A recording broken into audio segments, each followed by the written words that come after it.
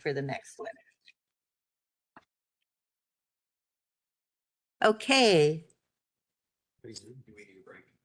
I'm okay for this. I'm good for now. I think we're good to start our next work session on the agricultural resource land study, the much awaited agricultural resource land study.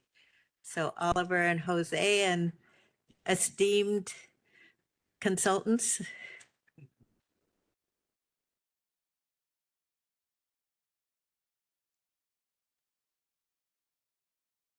People are assembling.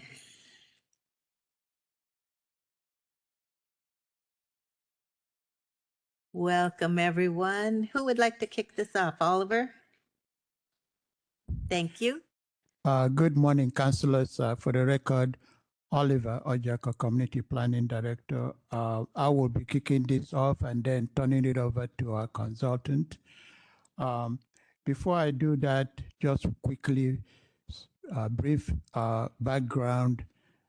The council on July 5th approved a contract with Eco Northwest to conduct a county-wide analysis of ag resource land in Clark County.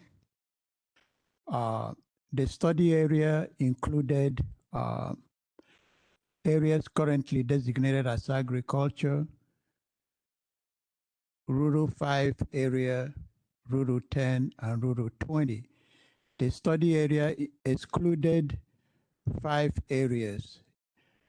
1, urban growth areas, rural centers.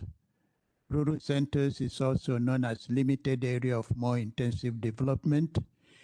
It excluded the land taken into trust, that is the Cowlitz tribal land. It also excluded forest designated area and mineral lands and critical areas, if you will, and also the gorge scenic area. Those areas were excluded. And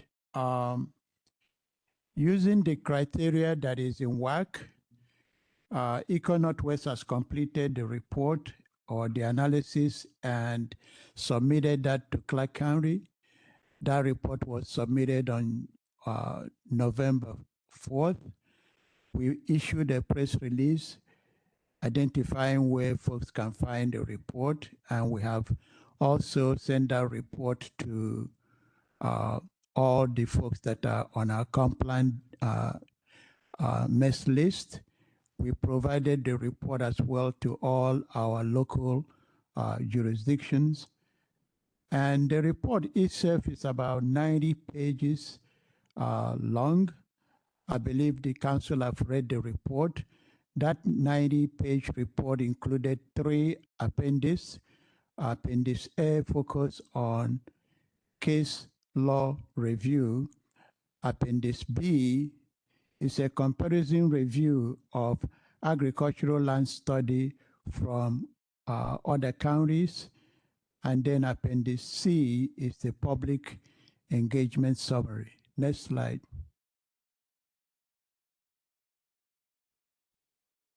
So for today's discussion with county, this is the purpose of this work session. I will introduce Barrett Lewis.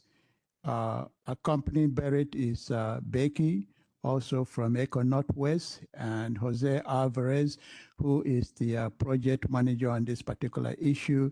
We have our legal counsel here, Ms. Chris Cook, and myself will be here to answer questions, but this is a presentation and report back to you from our consultant. So today, the focus will be on explaining the state requirement used for this analysis. They will also discuss the methodology used and then a review of key findings. Next slide. This slide really focuses on the purpose of the agricultural land study. The analysis really focuses on what the Growth Management Act requires counties to do prior to any designation of agricultural land changes. ECHO Northwest have conducted a technical analysis of the agricultural land study using the criteria that is in WAC, particularly 365-190-050, to inform policy discussion by Clark County Council. So with that, I'll turn it over to Barrett Lewis. One of the things I would like to add, councilors, is that this is a technical report. Within the time frame, they have done excellent job in putting this analysis together. So I commend them for the work that they have done, and Jose and others that have participated in helping us get to where we are today. Can't thank them enough. You know, we had 2 open houses, well attended. Some of I saw you, Councillor Marshall and Councillor Glenn, attending that, and all our city partners, those that attended the 2 work sessions we held at the Battleground Community Center. We utilized that facility because it was centrally located, and here we are. So, Barrett. Thank you, Oliver. My name is Barrett Lewis. I was the technical analyst project manager for this analysis, and I'm accompanied by Becky Hewitt, who's project director. So next slide, please. I want to go over the guidelines that underpinned this land study. The core of this land study is Goal 8 of the Growth Management Act, which prioritizes conservation of agricultural land to enhance natural resource-based industries and productive agriculture. The 3 criteria of the WAC code 365-190-050 constitute a framework for our analysis. So the first one is that the land must not be characterized by urban growth characteristics, that it must be used or capable of being used for agricultural production, and has long-term commercial significance. These rules constitute a framework that provides some flexibility for counties to tailor it to their specific regional circumstances. Next slide, please. Chair. Yes. Barrett, I have a really quick question. Criteria A, not characterized by urban growth, and that means that you did not conduct an analysis on agricultural land or land within the urban growth area. Is that correct? Correct. Thank you. Okay. Next slide, please. Okay, so I'm not going to read these off, but these are the 11 discretionary criteria. I'll be returning to these in the next slide, but just wanted to present these for the record and for your view. So there are 2 components of this land study. There's the analytical methodology, which we started off by defining the study area, and we'll go into that. And then within that study area, to identify the land used for the use or capable use of agricultural production, and then to map and analyze the WAC criteria indicators for long-term commercial significance. There was also a public engagement side. This was largely facilitated by Triangle Associates. We held 2 open houses. We had multiple interviews. We went to the Clark County Agricultural Advisory Commission meetings. We went 3 times, and we reviewed written materials that were submitted into the record. Next slide, please. So this is the study area. I'd like to Yes? go back to the discretionary criteria. Just thinking of the discretionary criteria, I think the maps that were primarily utilized actually include some of those discretionary criteria in the mapping that was done, just to clarify that. Yes. Yep. Yeah. Thanks. So we started with the study area. This is, as Oliver mentioned, a combination of the 2 agricultural plan designations and the 3 rural designations. It excluded urban growth areas, rural centers, forest and mineral resources, and the Cowlitz tribal land. This is a starting point. This is the window that we then dial down into to find the land that is producing or capable of producing agriculture. And next slide, please. So we're going to talk first about the agricultural capability of the land, and then we will talk about the WAC commercial significance indicators. So this rule here, which I'm not going to read verbatim, underpins the core methodology for determining that agricultural land that is in use or capable of being used. So the rule indicates that the analysis shall use the land capability classification by the USDA. This land capability classification per the USDA categorizes classes 1 to 4. And we will go into this in a bit more detail. It classifies soils 1 to 4 as fit to farm or suitable for farming, and classes 5 to 8 as not suitable for farming. Okay, next slide. So when it comes to lands that are used or capable of being used for agricultural production, we used 2 different sources for both. For the used component, we used the WSDA agricultural land use layer. This shows the crop coverage of the entire state. And for the capable aspect, we use the land capability classification per the NRCS. Okay, next slide. So going to start with the NRCS land capability classifications, as it is the core as the starting point per the WAC code. The land capability classification shows the agricultural suitability and physical limitations. It looks very heavily at constrained areas or factors those into what is suitable. So things like slopes, risk of erosion, water hazards. And what we found is that most of the land is suitable for farming with agricultural designations containing a pretty similar share of suitable land as the overall study area. Chair, could we actually go back 1 slide real Yep. quick? What I was wanting to ask you, or not ask you, but just basically identify. Let's see, slide 6. I don't know what we're on. We're on 10. Wow, that's more than 1 slide. Sorry. Oh no, sorry. It's not that one. It's where did the thing go? There it is. It is slide 10. Okay.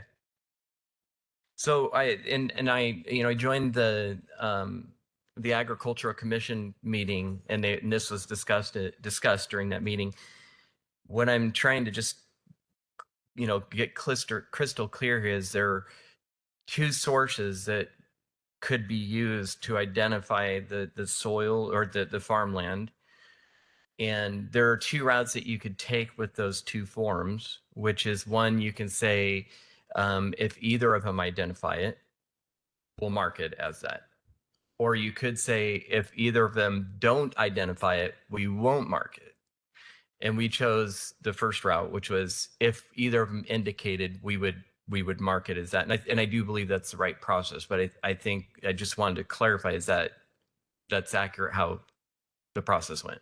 Yes, and we're going to cover that. We wanted to cover the 2 layers as they pertain to the study area, and then go into the methodology for how we dialed down into that agricultural land base, as we're going to call it. Well, thank you. Yep. Chris, Okay. did you want to add?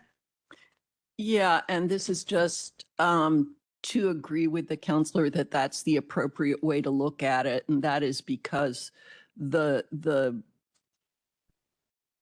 WACS and the case law use the verbiage used or capable of being used. So it's disjunctive. It's not, it's used and capable of being used. So if either one of those applies to a piece of land, then it was appropriate to identify that. Okay. Next slide. I think we were on the soil capability. We can go back one. Okay. So, oh, actually, no, go back, go forward one more. Sorry. So why use the land capability classification? It ensures consistency with that that rule that mentions the 8 class land capability classifications from the USDA.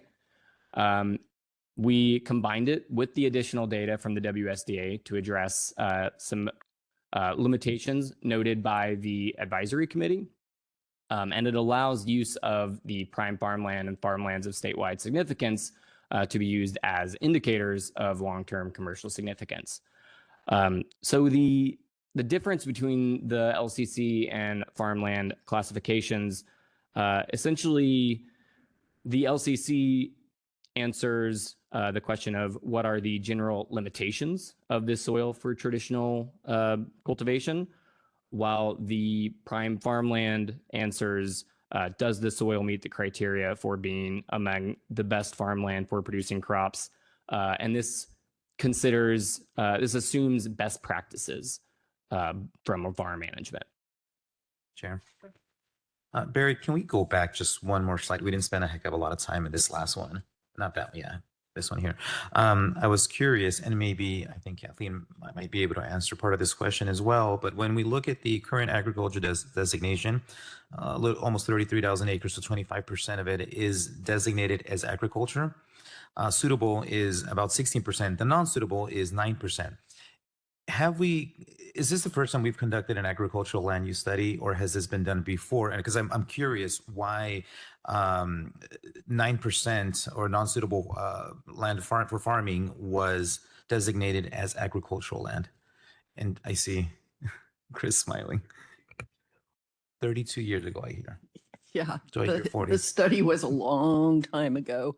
But again, this goes back to the used or capable of being used. And I think that what Barrett has been telling us is that this talks about capability for use, though it does in a rather negative way because it addresses limitations.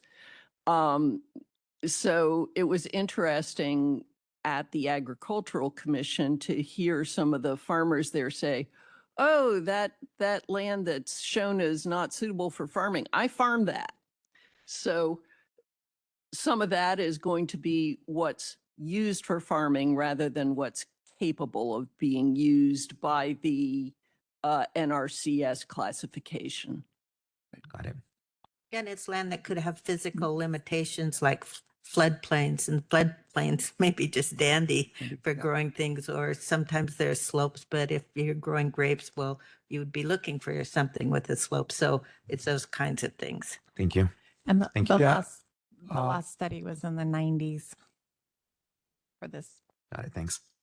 The soils were laid down in geologic time. I might just point that out. Yeah, That hasn't changed much. it hasn't changed much. That's true. And the study that was done in the 90s didn't really say some of the soils are not suitable. It said just poor soil. That's how that was used, and that was the criteria at the time. It doesn't mean that that land is not suitable. So it goes to this issue of capable, is being used and capable of being used. So take it for whatever it's worth. Not Yeah. necessarily suitable doesn't mean it cannot be used for farming. Those that did the study in the 1990s recognized that and made that came to that similar conclusion. Yeah, thank you. And then just really quick, so and I know you may talk about this a little bit further in this presentation, but I see that you've identified currently non-designated agricultural land, um, almost 70,000 acres of it suitable for farming. Where did you find that? Just Yeah, the study area overall is pretty healthy, has pretty healthy soils. So yeah, and we will go into that as we'll show in the total composite agricultural land base that combines the LCC and the WSDA. Yes, but we did find that a large portion, majority portion of the study area is has soils that have few limitations. thank you, Baron. Okay. Next slide, please. Okay. So the second layer that we used is the layer that we used for the being used portion of that rule. So this is the WSDA agricultural layer. This layer is created by the WSDA and combines satellite imagery used by the USDA, but also uses on-the-ground surveys by state and local agricultural experts that go out and physically survey the land. So this layer does have some amount of ground truthing to it. And as you can see, as you can see, 20% of the study area is actively being farmed, and nearly 2/3 of those farmed acres are within current agricultural designations. Okay, next slide, please.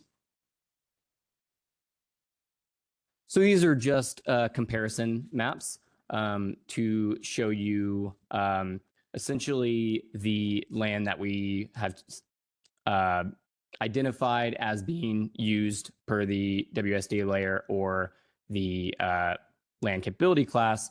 The important thing here is that how we identified this land is by on a tax lot basis as a unit. So where a tax lot had a 50% or greater coverage of either the WSDA layer or the land capability class layer. So it had to satisfy one of the two measures to be included in the agricultural land base. Okay, go on. So these are the two land bases composited together. As you can see, there is a very large amount of land that we've identified as being used or capable of being used for agriculture within the study area. So 78% of the study area meets this test, and 86% of the agricultural designations meet this test, and 72% of the land base is not in an agricultural designation. I'd just like to highlight that's a significant number. Yes, yes, it is. Yeah, can you? I'm hoping that you could kind of reiterate that a little bit, because there's 3 percentages there, but one is built on the other. So can you kind of unwind that a little bit? Yeah, sure. So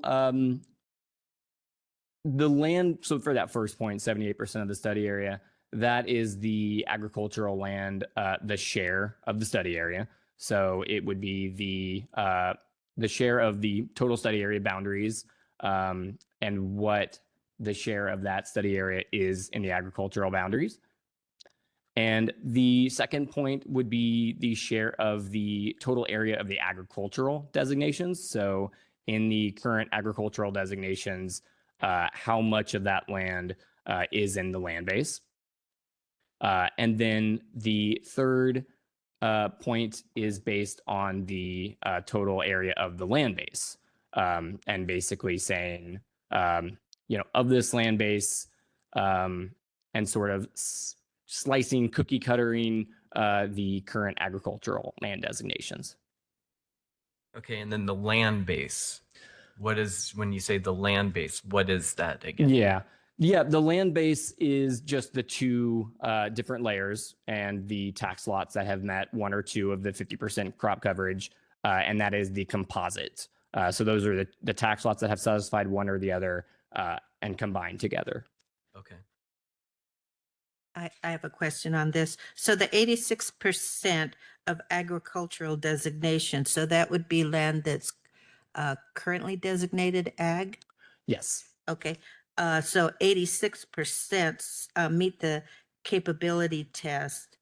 Oh, so the other test would be if it being used as agriculture. Or I guess the question is there land designated ag that maybe shouldn't be? I could not make that that determination. But there is land in the agricultural designations that are not in the what we have identified as agricultural capable land. Okay, thanks. Okay, next slide, please. So we're going to move on to the long-term commercial significance indicators. So these are the 11 criteria that we showed previously.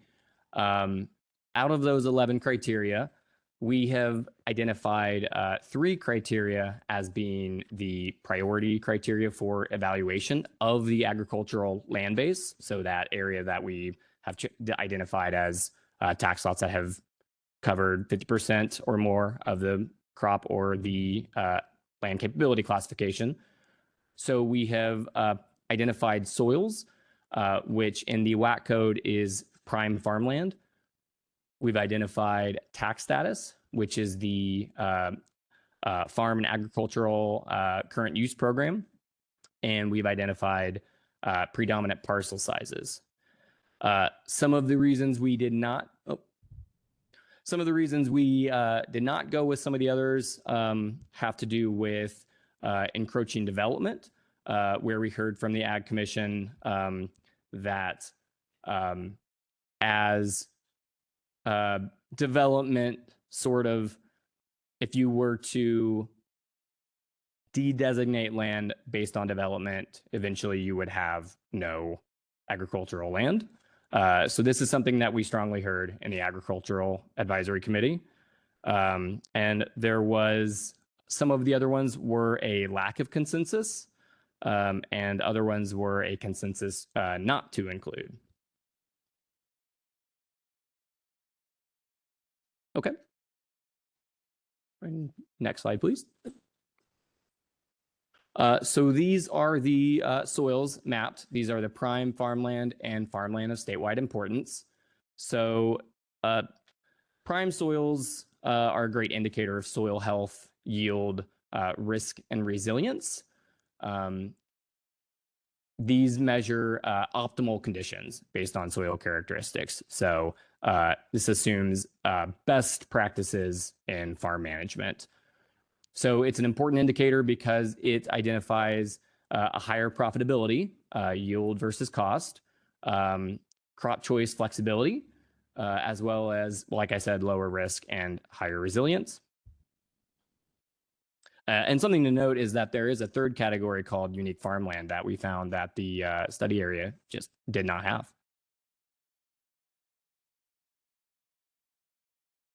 So the yellow area, not prime farmland or of statewide importance. So it looks like a little bit of that is within the boundary of land that is designated as agricultural land. Correct. So there's a tiny bit. There is a tiny bit. Overall, we found that the study area, and I think we can go to the next slide for this. Overall, we found that the study area has a wealth of prime farmland. Thanks. So the third measure is the tax status. So these are tax lots enrolled in the Farm and Agricultural Current Use Program. Current use is mentioned specifically in the WAC code. So this is a tax incentive for land in agricultural use based on farm income. We found this as an important indicator of commercial significance, as it is a strong signifier of a landowner's active commitment to agricultural use. It is a potential indicator of farm infrastructure, However, there is a caveat noted in the Agricultural Commission that income threshold is low, and this potentially makes it somewhat less reliable. This is one of the subjects that I really, even after attending the open house, that I struggle with. So did you are you just assuming if it has the tax status of being used for agricultural use, that you're saying essentially it's being used? Is that what's happening, or how exactly is the tax status being a deciding factor in this? Well, we've used the current tax program on the face of its program, that if someone is enrolled in it, that it is commercially significant. And it would be commercially significant because it would identify areas where there may be a larger group of farmlands that are having tax deferrals, as well as, like I said, if there's a group of these parcels, it indicates that there may be a larger area of farm infrastructure, which would mean that that area has a larger commercial significance. Okay, so we basically use the fact that if there are people that are currently in the program, that it indicates that there is value in that sense. But we didn't go the opposite way and say it's not tax deferred, so that means it's not good land, right? Correct. Okay, thank you. Okay. And I would just say, related to the current use program, that there's a threshold to be eligible for it is a bit of a hurdle.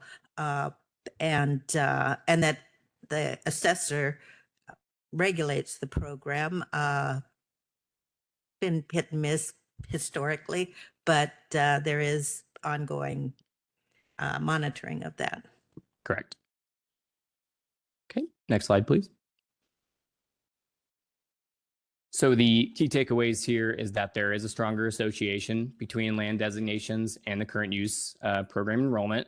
So 32% of the tax lots and 55% of the study area. Then in the land base, which has 9% of its total tax lots and 25% of its total acres are enrolled in the current use program. And this points to a possible indication of greater stability for farm investment. Okay, next slide, please. Predominant parcel size. This is something that came up a lot in the Agricultural Commission, as well in some of the open houses. So to note that the minimum lot size for agriculture or for tax lots in the agricultural plan designations is 20 acres. So this is the threshold we used. This indicator identifies conformance with minimum lot size. There are smaller parcels that you may see that may predate the current lot size requirements, so before the land designations were put in place. And it's important because because larger parcels are often better suited for some agricultural use.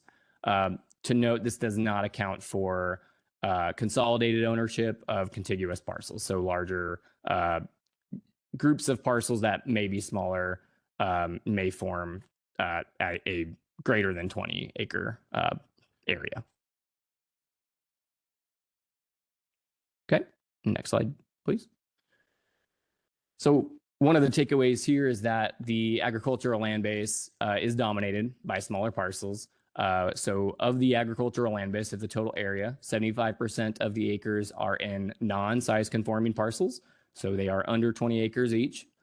However, within the current agricultural designation, 56% of the total land in the current agricultural designations, 56% are in non-size conforming parcels.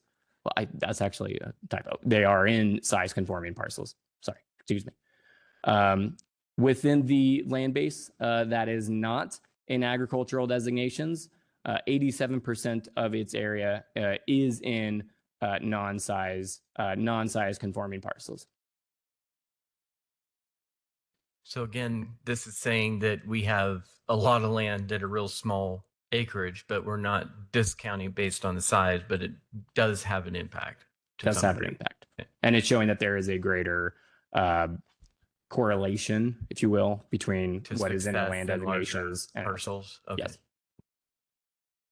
There've been several decisions through the last, since the Growth Management Act was in place that has led to a lot of that parcelization in advance of that law coming into play. So there were decisions that were made that parcelized things, and it does have a significant impact on the long-term economic viability of agriculture. So Correct. Thank you. Next slide, please. We wanted to give a special look at water rights. This came up quite a bit in the Agricultural Commission and in the open houses. We want to note that this is a clear sign of priority of importance within the agricultural community. Obviously, if you have water rights, you have a greater opportunity for growing multiple kinds of crops, a greater potential for revenue.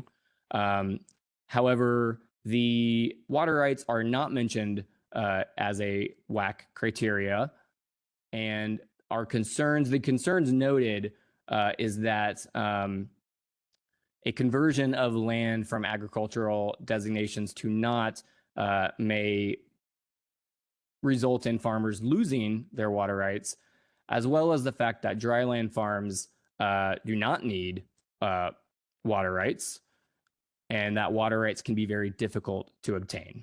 So there was a lot of multiple viewpoints on water rights. I think one of the concerns expressed by the Ag Commission was the potential, if there is land that's not designated as ag and it has water rights, that would be very important to protect for that agricultural use. Yes, correct. Yeah, and I would agree with that. I mean, water rights are such a huge deal. If I think the comment, if I can paraphrase it from the commissioner, was that land that doesn't have the best soil but has water rights is likely to be much more productive than land that might have prime soil but does not have any water rights. So I think that I don't know if we can capture that this comp plan update, but I think that this discussion should continue on and things like that should be considered for sure. And we wanted, oh, sorry, Sue. I was just wondering how you'd want to consider it. Well, I would like to, I have always from the very beginning, and that long time ago when I voted no to the ag study, it was because I felt like there was not enough really deep planning information that would be obtained from it, the way that the RFP was written.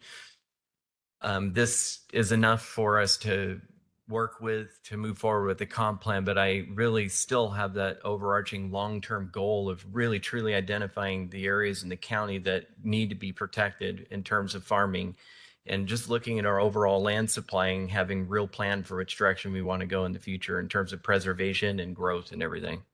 There's a lot to consider as far as next steps with this information. Chair. Yeah. Thank you. And this, again, a question maybe for staff. I'm a little ignorant when it comes to water rights. I'm an urbanite, always lived in the city, so I take for granted access to water without thinking about where it comes from. So I guess just kind of fill me in a little bit and help me understand what this means by water, what it means by water rights or access to water when it comes to these agricultural land. That's a big question. Who wants to take it? Mhm. Just ChatGPT it right now, right on the spot. Yeah, right. I'll get a few good cases from AI to explain it. So water rights. Water rights in Washington are administered by the Department of Ecology. A property owner that wants water rights has to go through ecology to get them. Property owners who have had water rights, I don't know if they went through ecology or not. I'm not that educated on water law processes. But what it means basically is the ability to use subsurface water for your purposes. So residential development doesn't have to go, like if you're building one house, I'm not sure that you have to go through ecology, but you have to go through our Department of Health to drill a well. So that's a kind of mishmash of my confused lack of understanding of water rights. It is something that not every piece of property has associated with it. So you might have 20 acres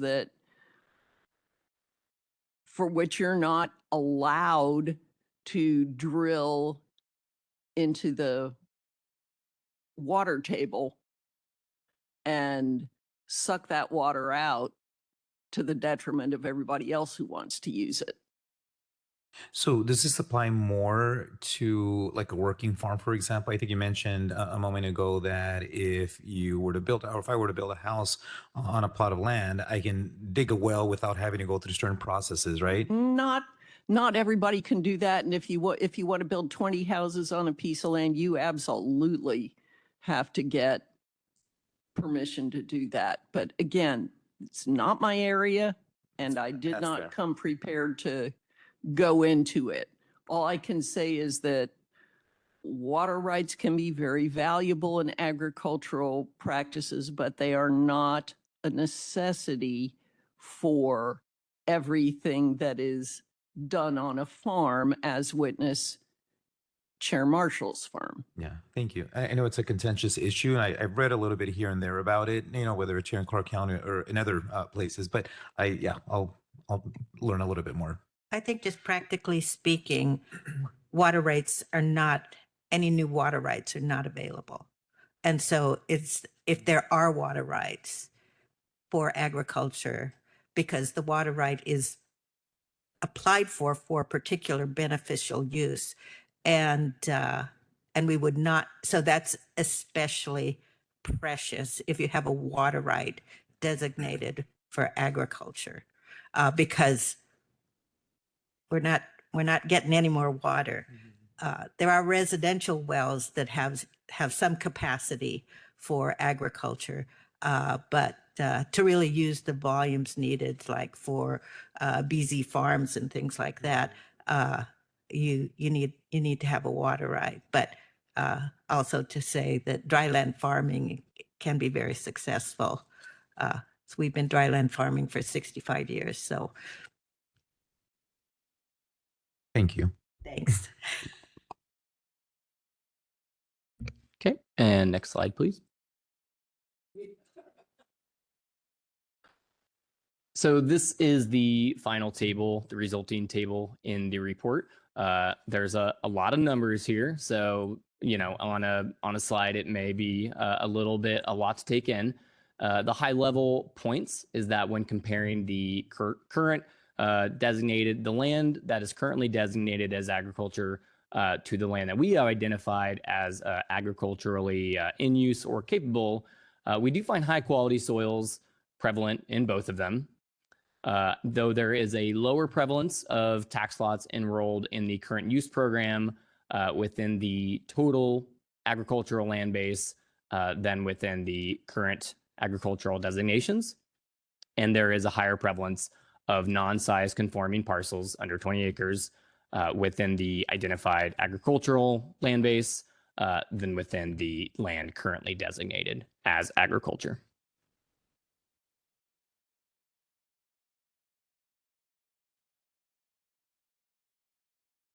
Any questions? Go ahead. Yeah, I got a couple here. So when I'm going to go back to this land base again, and I'm trying to understand that. Is that essentially all of the land in the county that does not have another resource designation or is not urban area? It is. How is that number, the land base, figured? Yeah, so it's the land base that we have identified as not characterized by urban characteristics is within the land designations that are relevant to the study. Not forest land, not resource or mineral lands. So everything else that doesn't have that designation that also is not in an urban growth area. Also not the Cowlitz Trust land, also not the rural centers Or the Gorge area. So or the gorge, right? Or the gorge. What do you mean by rural centers? Rural centers, state law calls them LAMERDs. You would call them Dollars Corner, Hawkinson, Meadow Glade, Amboy, Fargo, et cetera. so I think I think they're all in my district. Barry, correct me if I'm wrong, but so the study area in the earlier slides showed about 130,000 acres, and then when you narrowed that down to the land base, it got down to about 101,000 acres. So we're starting with those areas that exclude all those things that we discussed and got from 130 to 101 roughly. Okay. And one of the things, so there's some kind of like high level takeaways that I'm hoping to get. And I don't think you looked into this, but for me to basically this study, and this kind of further into my question here. So there's two areas that essentially are requirements for it to be considered for designation. And then there's 11 more that are discretionary. So basically policy would set whether that criteria is met or not met, essentially. But you guys went into 3 of them, didn't go into the others at all. So I'm wondering, I'm trying to understand the exact reasoning behind the other ones not being studied. I mean, were they truly not applicable, or did we feel like they had less impact? I mean, what was the threshold for studying or not studying? There are multiple reasons. I would say one large one is our discussions with the agriculture advisory community or commission and taking in their feedback. There were, and this is all noted in the report. Each criterion has a section on why we didn't include or did include it. The major themes that I would say that I noted earlier is that a lot of them have to do with encroaching development, which the commission noted that again, that if you were to use encroaching development as a justification to de-designate land, you would essentially always be chipping away at agricultural land, which goes against the purpose of the agricultural land designations, the conservation purpose of that. That is a large one. Other ones we analyzed essentially impacted the entire area and had no correlation past that.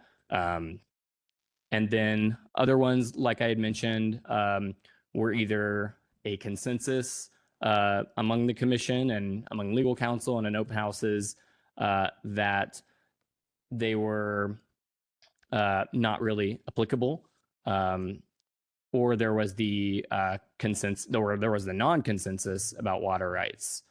I would say those are the major themes there. Okay. So, and then there's the land base, which we had established earlier, which is basically everywhere that's not designated something else or existing urban areas. And of that land base, basically the report says that 98% of that could be qualified to be designated as farm land. Is that accurate? Sorry, I just wanted to offer a quick semantic clarification that in the report and in this presentation, land base refers to the portion of the study area that meets either of those two primary criteria. So it is the part, it's not just based on the existing designations, it's those designations plus the application of those two required criteria, the soils, the used or capable of being used. Okay. What comes out of that is what's described as the land base. So that term land base is that green map that covered most but not all of the study area. And then, and so that is the 101,000 or so acres, as Jose was saying, out of the 130,000 or so total acres in the study area. And then these, the table that's up here shows how those priority discretionary indicators, how much of that land base that's sort of the passes sort of minimum qualifications, how much of that land base meets these other discretionary tests, just to say how much would potentially be identified as commercially significant if you were to prioritize those indicators. Okay, and that's essentially up to us to determine. Okay.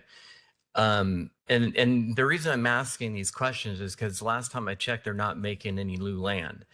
So we are limited to what we have, and there's competition for that land. I mean, it's strained. You know, we have a limited supply and we have a growing population that requires more food production. That also requires more housing. And so what I'm trying to understand is, you know, like, I'm not saying we will, but like if we were to take this entire land area that we've identified as being capable and put an ag overlay on it, what does that mean for land that would be available for homes, for housing? So, you know, that's one of the things that I would like to look at. And along with that conversation, that's where one of those 11 criteria come into play, which is the current development or growth patterns, I think is what it's referring to. I think that has a large part, you know, in this is what is the future of growth in the county. I mean, we can't continue to grow up forever. There's going to be some growing out over time. We want to limit it as much as possible, but when we do, where are we going? You know, that needs to be a part of the thought process. And again, I don't know if we're going to hit that this comp plan, but that's something that I'd like to look at. I can't read. Another thing that I would like to understand is, and I don't think you know this, maybe you do, but how do these numbers compare to other counties in terms of, like, not necessarily just numbers of acres, but percentage of their acres as well? Because I don't know. I know Chair Marshall has direct experience with farming. I don't know what amount of acreage our county needs, you know, and in 500 years, what our county would need. I don't know if there's plenty of farmland. I don't know if there's not enough. I really fundamentally don't understand that. And I think that would make a big impact on our decision and our plans for the future. And so also, for example, you know, dry lands, you're perfect example that farming can be done productively on dry lands. But how much of our total food supply would be able to come from those dry lands? So do we have too much dry lands? Do we have just the right amount? Do we not have enough? Those kinds of questions are things that I don't know how we get the answers to, but I think they're an important part of the overall equation. We'll be wrestling with these, all the questions you raised for some time, and it's not going to be tied up in a bow for this comp plan update. I think this is great work that you've done. You've taken something very, very complicated and made it, I think, much more understandable than it was to begin with. So I think, you know, the big question is, what do we do now that we have this information. So it'll be useful, very useful information as we go forward in multiple years ahead in planning.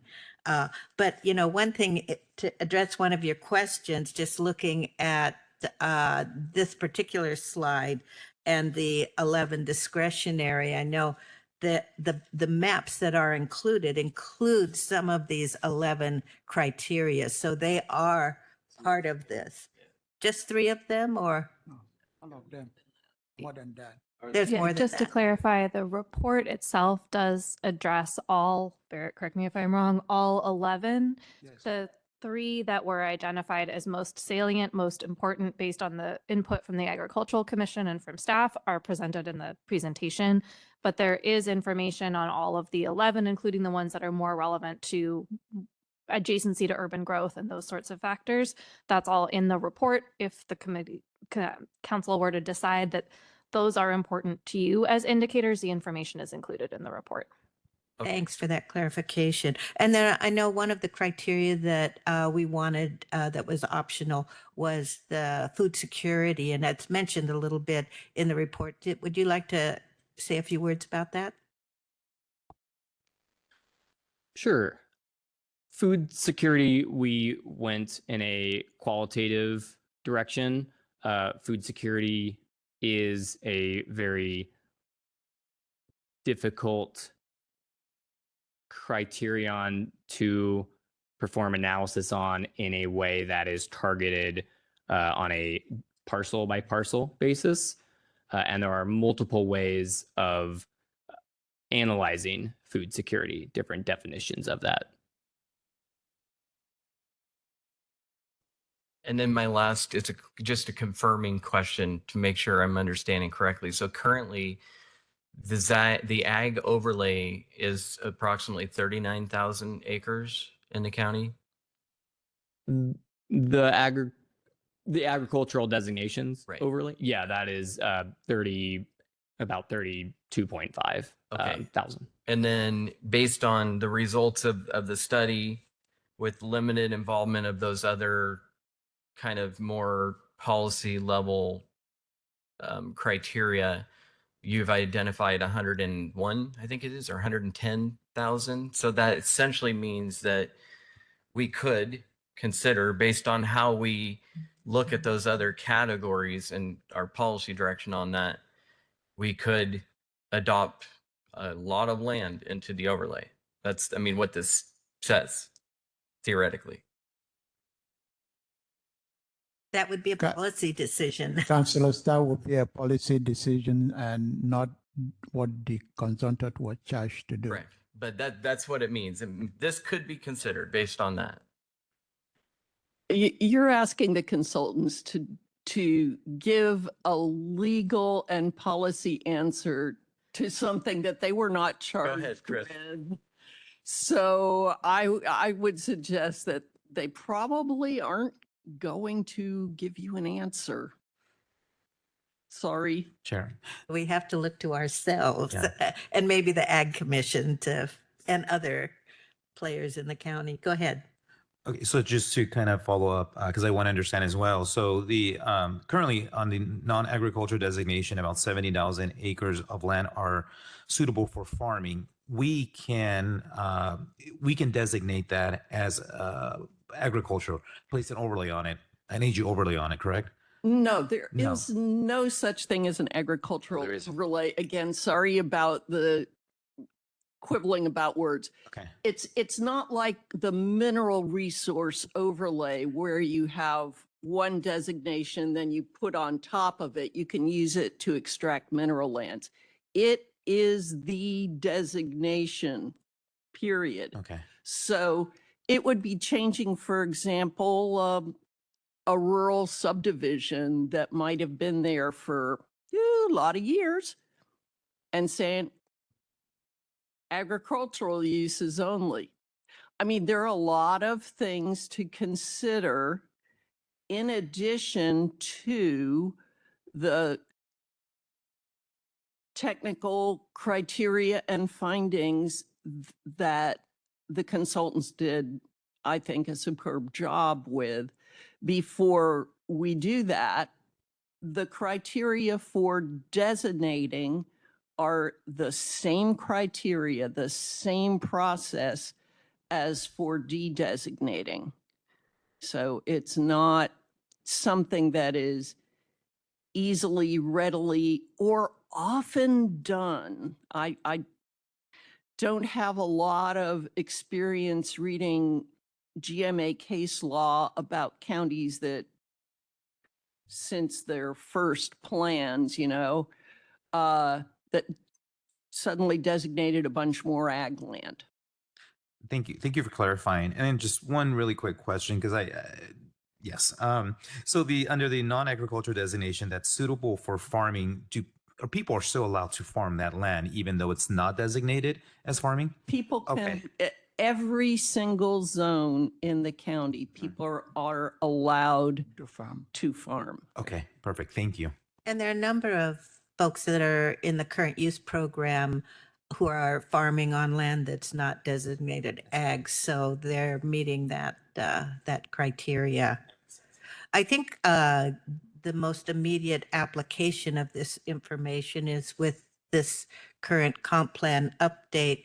And I don't know if Oliver and Jose, I know you meet with the cities on a regular basis, if there's been an opportunity to discuss this information with them, because I know there are a couple of cities that are interested in the de-designation process. And just a quick look at the maps, it looks like it's ag land for sure that they're wanting to de-designate. Has there been conversations or any reaction? Chair Marshall, that's a very good question. Yes, we have shared this report with our local colleagues. The report is very clear, validating the current area designated as agriculture. So the question is, and they raised this concern, what do we do next? The last meeting I had with the local jurisdictions, a request was made whether there should be a small group of us, including county staff and some of the cities impacted, to begin having a conversation on what to do next. We haven't formed that smaller group. Questions were raised whether the council will have a hearing on this report. I told them I will be consulting with the county manager and seeing whether there should be a hearing. You're not making a decision today, but eventually this report will inform you on the next decisions or direction you will be providing to staff that will lead to the selection of the preferred. We don't have really enough time, but I've asked my staff to reach out to see who will participate in that small group before we get into the next discussion of what we do next. So that's what I have directed. I know that the city of Vancouver will be interested in that. Why? Because if they have capacity, they need to be on the table to say, can they take that capacity, for example? There's a lot of moving parts, but I would like to get back to our local jurisdiction and have that conversation. The council also, we will be coming back to you at some point to share with you in our own professional opinion based on this report. We're not asking, as you read this report, there are no recommendations from our consultants. So we're going to be coming to you with what options are available to you and what are the implications, for example. So you will get that from us, but yeah, the cities have asked if there should be a smaller group to talk about what are the next steps. I hope I'm answering your question. You are. Thank you. Sure. Yes. I would just say that I think one of those options that should be presented to us is the discussion, because I think relative to the city's request for expansion, I think land use settlement patterns, nearby land use intensity, and the history of nearby land development are impacting those areas to some degree. I don't know to what degree, but I feel like we should evaluate that and at least take a look to see if those factors should be considered more than they are in the report, because they're not really considered. Counselor, I just want to draw your attention to pages, I think it's 38 through 70 of the report, which go through every single one of the factors, have maps, and talk about why the consultants felt that they were relevant or not relevant. So when you say they don't go into them, they go into them, they just don't conclude that those are factors that should or do in Clark County make a difference as to whether something could be farmland. Right. It's whether it could be farmland or not, but whether it should be zoned ag land is a little bit different. So, for example, when I did go out and look at Ridgefield, the land is right next door to Costco. I mean, that plays a role in this. It does for me. I mean, it makes a difference. So, and that, to me, that's land use settlement patterns. That's nearby land use intensity. All I'm asking is that we have a touch on that Mhm. and we That's- discuss it. And Yes, it should be discussed. I just want to point out that if you develop the land that's right next to Costco, then are you going to develop the land that's right next to that understand land? that, And yep. then that's one of those things that is a consequence of giving that criterion a lot of weight. but we are allowed to give it weight You're per allowed to give it portion. weight as long as it makes sense, and that sense is something that's supported by evidence in the record. Yep. And that's the discussion that I would like to have. Okay. I think this is a discussion we'll continue to have. I don't think this report necessarily means we're making sweeping changes across the landscape. We have to complete our comp plan update.